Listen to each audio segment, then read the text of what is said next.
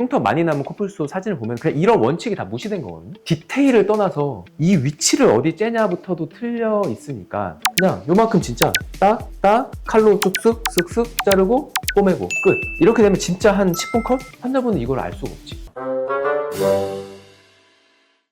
안녕하세요. 성형외과 전문의 이병조 원장입니다. 오늘은 흔하게 나오는 주제인 콧볼 축소에 대해서 설명을 드려보겠습니다. 콧볼 축소를 사람들이 많이 관심을 가지고 계시고 실제로 수술 받는 분도 많은데, 콧볼 축소를 하고 나서 콧구멍 모양이 약간 이상해지거나 약간 찌그러지거나 11자처럼 되고 흉터가 많이 보이고 이런 경우를 많이 보게 되는 것 같아요. 이런 경우에 콧볼 축소가 어떠한 방식으로 진행되고 이런 걸 피하기 위해서 우리가 어떠한 생각을 해야 되는지 한번 설명을 드려보겠습니다. 콧볼 축소는 콧볼을 말 그대로 줄이는 수술입니다. 우선은 콧볼 축소는 이 콧볼 쪽을 가르친다고 생각하시면 돼요. 그래서 여기 줄이는 가장 좀 심플한 방법은 비절개와 절개 두 가지 방법으로선 나눠볼 수는 있어요. 비절개는 말 그대로 절개를 최소한으로 좀 적게 한다. 진짜 안 째고는 줄일 수가 없어서 약간 구멍을 좀 낸다, 이런 식으로 생각하시면 되고요. 정말 작은 구멍을 내고 실을 이 코 안쪽으로 이렇게 쭉 넣고 빼서 묶어요. 쫙 이렇게 당기는 느낌. 그러면 얘가 이렇게 줄어들어요. 이 콧볼의 살, 안에 덩어리 이런 거는 다 남아있는 거기 때문에 실을 좀 굵은 걸로 이렇게 묶는다고 해서 처음에 묶을 때는 딱 줄여지지만 시간이 지나면 많이 느슨해집니다. 그래서 큰 효과를 좀 기대하기는 어렵지 않나, 이런 생각을 가지고 있고요. 그럼 이제 흔하게 가장 많이 하는 수술이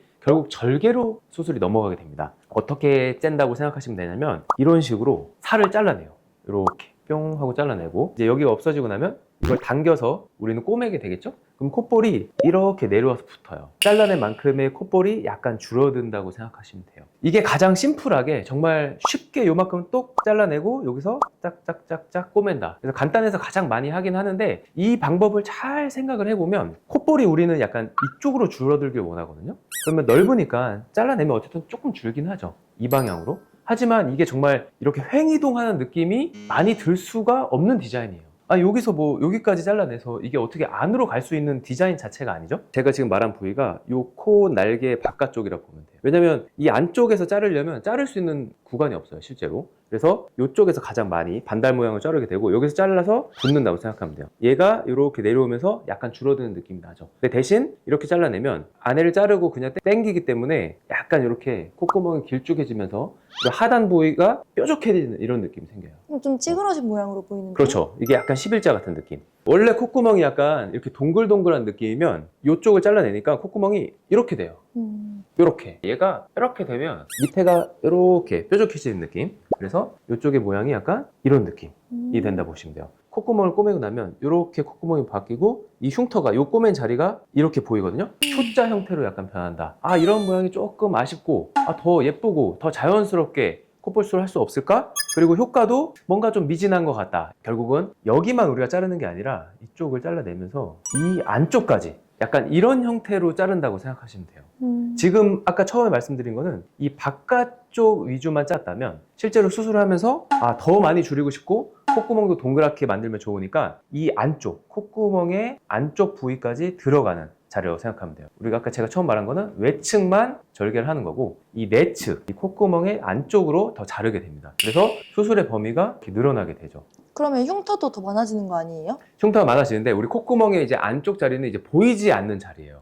그래서 흉터를 숨길 수가 있어요. 오히려 절개를 하는 부위는 당연히 더 많아지죠. 근데 여기서 이점이, 이 콧구멍이 이렇게 있을 때 바깥쪽을 자르고 꼬매면 콧구멍이 이렇게 찌그러지는 느낌이 생겨요. 그럼 안쪽을 잘라내면 여기서 안으로 얘를 다시 말아 넣을 수가 있어요. 그러면 다시 원래와 같은 좀 동그란 모양으로 든다고 생각하시면 돼요. 그러니까 무조건 뭐 내측이 좋다 이런 뜻이 아니라 내가 얼마나 줄여야 되고, 콧구멍 모양이 그리고 사람마다 다 다르거든요. 그거에 적절하게 맞게 최대의 효과를 내기 위해선 환자분에 맞춰서 내외측을 적절히 조화를 해주는 게 중요하다. 그럼 요즘에는 대개는 내측 절개로 하는 편인가요? 병원에서? 저는 당연히 이렇게 하는 게 좋다라고 알고 있기 때문에 내외측을 같이 절개를 해서 쓰고 있고요. 근데 이렇게 하시는 원장님들이 제가 볼 때는 콧볼 축소 흉터 이렇게 찾아보면은 실밥 자국이 딱 그냥 여기에만 남아요. 일반적으로 땅땅땅땅땅. 여기에 흉터가 있다는 얘기는 외측 절개만 했다는 얘기고요. 이제 콧구멍의 모양이 약간 하고 나서 동그란 이런 형태가 아니라 끝이 이렇게 뾰족해지거든요. 여기가. 이렇게 되면 이제 외측 절개를 하고 나면 여기가 찌그러지기 시작하거든요.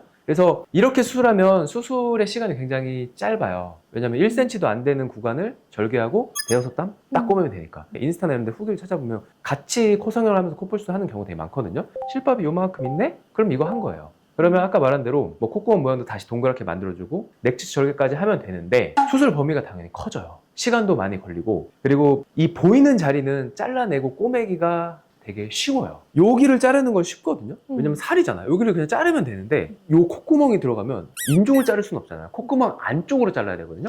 그러니까 굉장히 3차원적으로 들어가면 어디를 잘라야 되지? 그리고 자르고 나면 쟤를 어떻게 꼬매야 되지? 어떻게 줄여야 되지? 약간 이런 생각이 생겨요. 이 구조적으로 이 내측 절개를 잘 하기가 굉장히 어렵고 손이 많이 가요. 이런 게 좋다는 게 알고 있는데 이게 그래서 꼬매기도 어렵고 그리고 이거에 비하면 가성비가 안 나와요. 왜냐면 정말 이 정도 해주면 정말 거의 인중 축소까지는 아니지만 인중 축소의 약간 범위를 약간 들어가는 듯한 느낌의 수술이 되기 시작하거든요. 제가 비절개로 하던 절개로 하던 내측 절개를 하던 환자분은 이걸 알 수가 없지. 그럼 뭐 코뿔소 가격이 정해졌을 때 왜 비싸요? 이해가 안 되는 상황에서 이런 의문이 생기기 때문에 그냥 심플하게 하고. 근데 이렇게 심플하게 하는데도 흉터나 이런 게 후기를 찾아보면 은근히 많고 이렇게 콧볼 쪽에 보면은 실밥 자국 같은 게 은근히 많이 보이거든요. 그럼 여기만 잘라도 흉터를 잘 못 숨긴다는 얘기거든요. 안쪽까지 더 많이 쬐을 때 과연 그거를 정말 일그러지기 시작하는 콧구멍을 예쁘게 꼬매줄 수 있냐라고 하면은 훨씬 더 수술의 난이도가 상승한다. 간단해 보였는데 생각보다 내측 절개로 하면은 절대 간단한 수술이 아니네요. 이게 만일 뭐 수술이 한 범위가 1 정도 된다면 이거는 한 3에서 한 5 정도까지 들어가요. 그냥 정말 말 그대로 똑 잘라내고 끝내면 돼요. 그냥 요만큼 진짜 딱 칼로 쓱쓱 자르고 꼬매고 끝. 이렇게 되면 진짜 한 10분 컷? 10분 컷. 이 정도 되면 수술이 심플해지죠. 근데 이것도 하기 싫어서 이제 비절개 하는 거예요. 잘 꼬매주고 내가 흉터를 피하기 위해서 노력을 많이 하면 어쨌든 콧볼수를 해도 많이 숨길 수는 있습니다. 아까가 요만큼이라면 이거에 내측 절개를 들어가면 한 이만큼 겉으로 보이는 부분이 한 2배 안으로 근데 이 박리가 생각보다 많이 들어가요. 안쪽으로 들어가서 결국은 이렇게 이동을 하려면 그냥 당겨서 꼬맬 수가 없어요. 이제 안쪽으로 범위는 한 서너 배 좀 될 거예요. 한 30분 가까이 걸린 수술이에요. 이 정도면 수술 차이가 최소 2배에서 3배 나요. 잘하는 사람 기준에서. 근데 이렇게 하려면 열정과 의지와 실력이 있어야 되니까 무조건 좋다는 게 아니라 환자분이 저 콧볼 많이 줄이고 싶고 예쁘게 줄이고 싶고 콧구멍 모양도 자연스럽고 싶고 이러면 기존의 방법으로는 한계가 있다. 이 외측 절개가 왜 안 좋냐면 내가 많이 잘라내면 잘라낼수록 콧구멍이 찌그러져요. 그러면 얘를 최소한으로 적게 하면 할수록 흉터도 적게 남고 콧구멍보다 안 찌그러지거든요. 근데 그렇게 하면 콧볼 축소 효과가 없지. 그래서 내측 절개 해야 되는 거고 어쨌든 근데 내측이든 외측이든 흉터는 당연히 발생을 하죠. 항상 그래서 흉터를 콧볼에 골에 잘 숨길 수 있게 위치가 엄청 중요해요. 그래서 이 콧날개 이런 데 중간에 이런 데 째놓으면 당연히 보일 수밖에 없어요.